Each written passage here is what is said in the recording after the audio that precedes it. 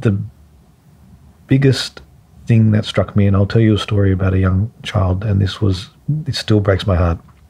There was a 10-year-old kid who was caught in a bomb blast. He had a large piece of shrapnel that went through his abdomen and came out his right buttock. He presented with his intestines hanging out because his abdominal wall had been disrupted. And he was unstable, so I quickly rushed him to the operating theatre. I had to open his abdomen. He had lots of holes in his small intestine. His penis was blown off. His bladder was blown off. His rectum had disintegrated. And his intestine was hanging out through the hole in his buttock behind him.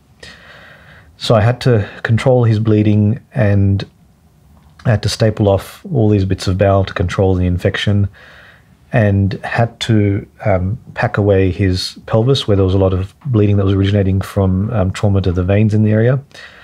And I remember whilst I was operating, I was sitting there thinking, am I doing the right thing for this kid? Is this kid going to have a good life if I save him? And a part of me just wanted him to die peacefully.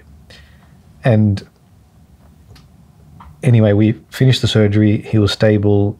And in Australia, we would have these children intubated. We'd keep them asleep for pain relief purposes, for stability purposes. There's no ICU beds. So he got sent to the ward with the tube taken out. So he was wide awake.